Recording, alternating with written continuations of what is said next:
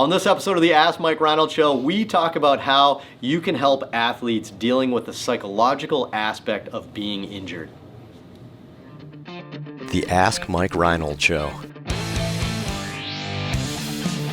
Helping people feel better, move better, and perform better.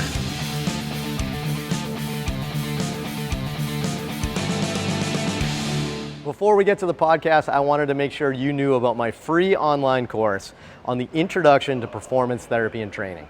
If you want to learn how to get started optimizing and enhancing performance, this is the course for you. Head to MikeReinold.com/performance to sign up today. Welcome back, everybody, to the latest episode of the Ask Mike Reinold Show. We're up at Champion PT and Performance up in Boston, Massachusetts. I'm here with Mike Scaduto, Lisa Russell, Dan Pope, Lenny Macrina, Dave Tilley, answering all your amazing questions.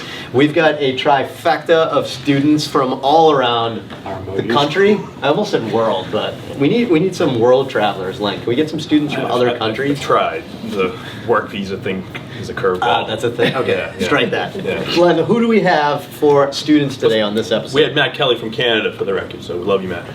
We have Nick Formagioli from Duke University. He is our resident Italian PT student. Yeah, he's like a mozzarella cheese. We have Fernando Espinosa from the University of Wisconsin in lovely Madison. I've never been to the state of Wisconsin, but I hear they have really good cheese curds. And also Joe Gowett.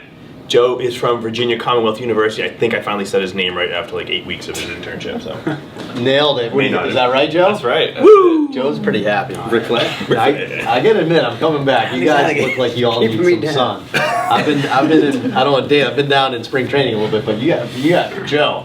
You need some sun, brother. Joe's been hiding in a cave studying for sports. I turned around and he's blending in with the paint. He's nauseous about his sports. All right, who's got the question today? Is it Joe? Yeah, I got it here. All right, what do we got? Jennifer from Massachusetts says, "Hey guys, I was curious on how you handle the psychological aspect of injury at Champion. I see many physical therapists who are great at physically helping athletes return to their sport, but lack the knowledge when it comes to mentally preparing them as well. I see so many athletes come through the doors who are upset, regretful, have fears of re-injury, and become really burnt out in the rehab process. So how do you guys handle these situations?"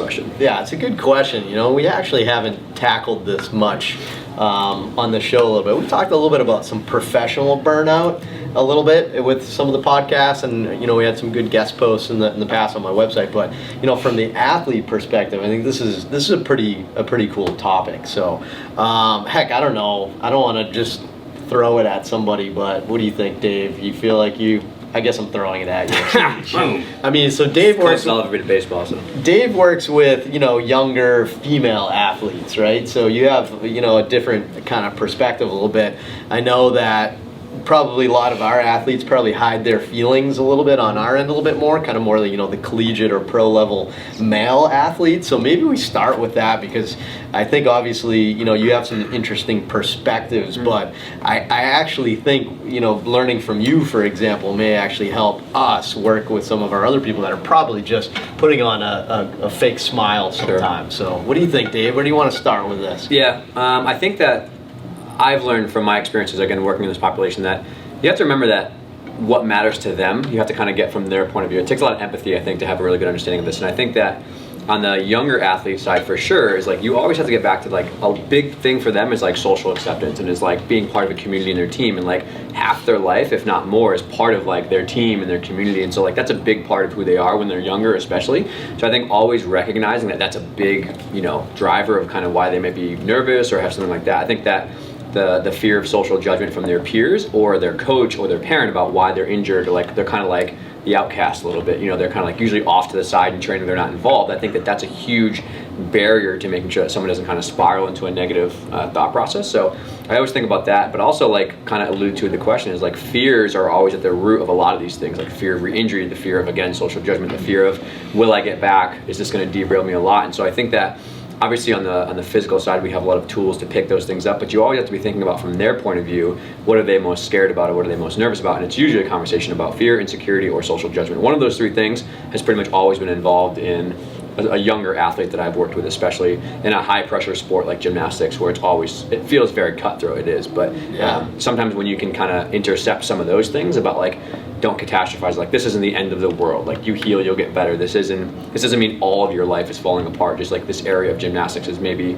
struggling a little bit, and then educating coaches and parents about how can you keep them involved in training. Can you give them a program where they can go for an hour and kind of still be involved? Like the rehab process itself is sometimes a little bit more isolating, so that's kind of my advice. Yeah, no, I like where you went with that here, because there's a lot of different things that could be going on in the head of an athlete, right? So you brought up a couple of kind of points. I'm just gonna try to get it out of my head a little bit from hearing you, but I heard a couple things. One was obviously there's that fear of re-injury, right? And man, I actually wonder, the more I learn about this, the more I work with it, I wonder if that's like the least effective one, right? The fear of re-injury. That's probably the one we go to the most, right?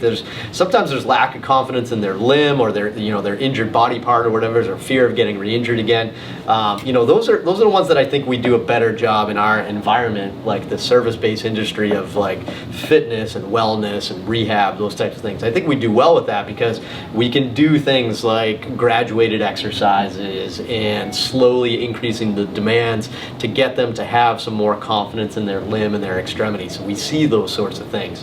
But yeah, I think some of the other ones that you kind of started hitting on, and maybe this is what you guys can kind of think about if anybody else has any more like feedback, but like the other stuff, right? So now it's I'm letting my team down. Yeah. Because that actually happens quite a bit, especially in college setting for sure. Oh man, and then imagine getting up to like the pro level where I'm letting my team down, I'm letting my coach down, I'm letting the owner down, I'm letting the city of Boston down. People feel this way, right? Like when they get like a big professional injury, I'm getting paid, $75,000 to play tonight, and I'm not in the lineup. There's a lot of guilt. You sign a big contract, something like that. So it's fear of being out of it a little bit too that I think some people kind of miss. But I don't know. Who wants to jump in? Anybody else get anything? I don't know. You already alluded to this, but for the people we see, athletes, especially for you, Mike, all the professional guys, their entire sense of self is completely wrapped up in the sport or their activity that they have.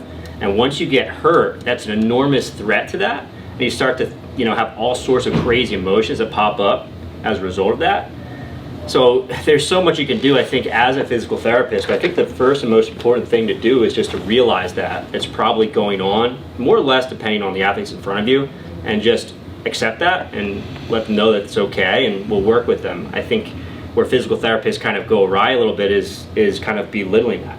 Right. And I think it's a fine line, because one of the things I think we do really well at Champion is having this really fun environment where people are kind of hurt, they're getting better, it's not a big deal, right? And we create that environment. We're not actively telling people like, dude, your problem's not that bad, you'll get better.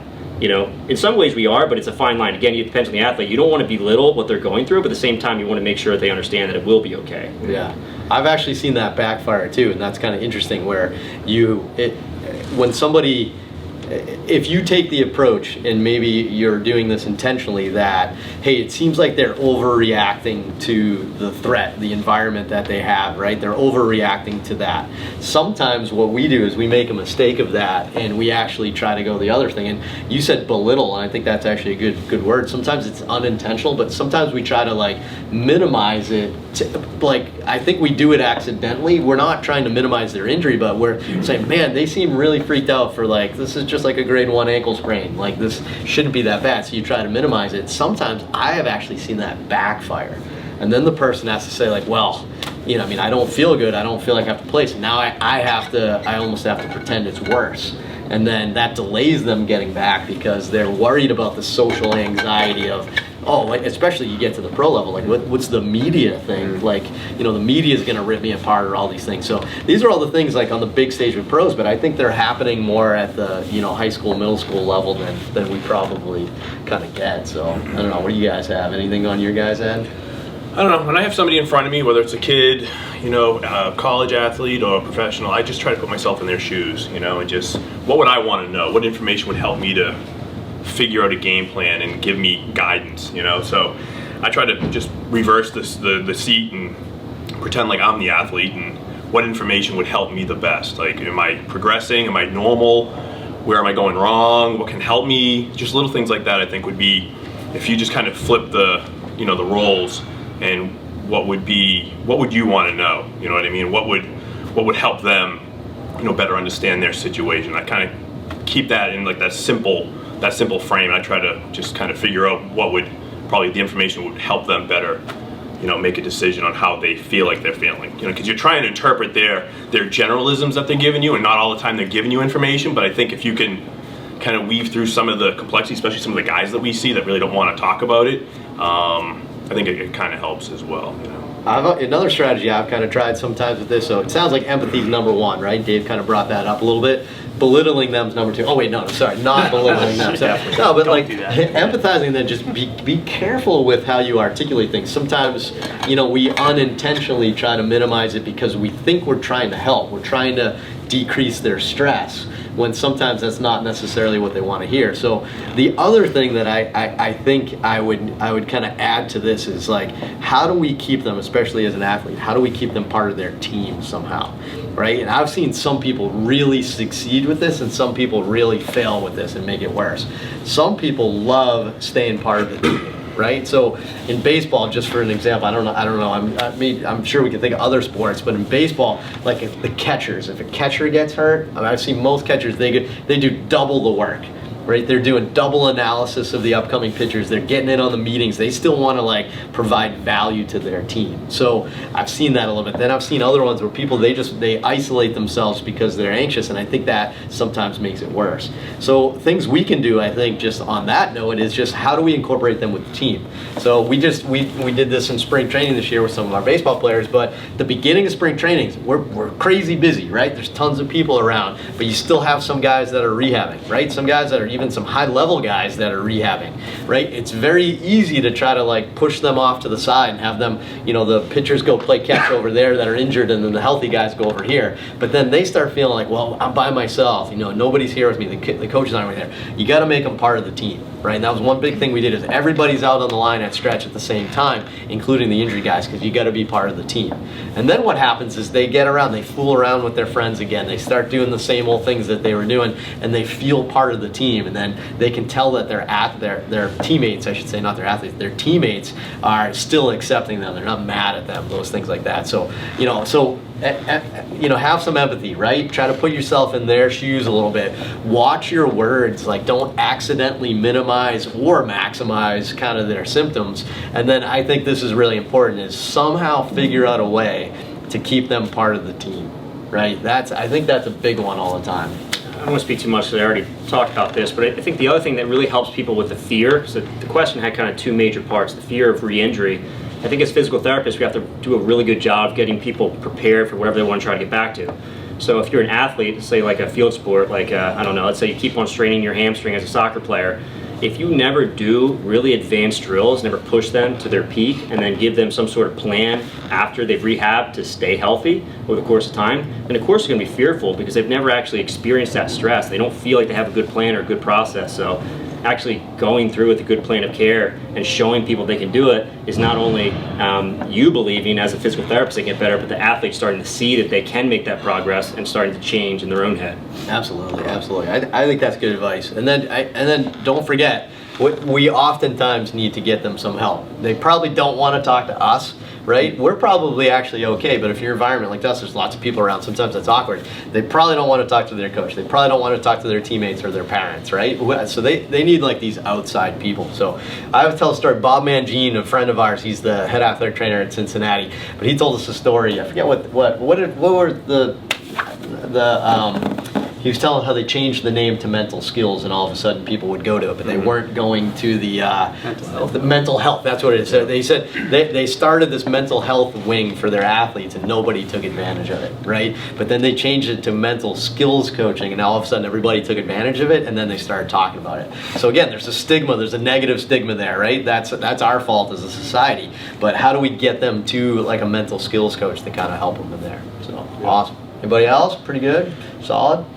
No? Awesome. All right. Well, good. I think that's some good advice. That's a start. And I think that's a good place right there because sometimes we're not equipped. We didn't learn this, right? So sometimes it's just like identifying some of these things. I'll say the more injured athletes I work with, the more I can see these things, right? I remember that, you start getting like fringe players, like in minor leagues, NFL Europe back in the day, which was like the minor leagues and NFL. Those guys were always nervous of all time that their dream was going to be over. So we got to keep this in mind. This is a big deal, like Dave said. This is a big deal to them. We have to keep that in mind. So hopefully that helps. From there, I think sometimes just outsourcing, and just like we always say, it's good to have good strength coaches, massage therapists, physicians, skills coaches. Maybe you also need a good mental skills coach or somebody that they can talk to, just kind of in your network as well. So awesome. Great question. We haven't really tackled anything like that at all, I don't think, really. So maybe we probably should more. But great question. Hopefully that gave you a little bit of guidance, and I get the apprehension with that because that's not probably something we all learn in school. So good one.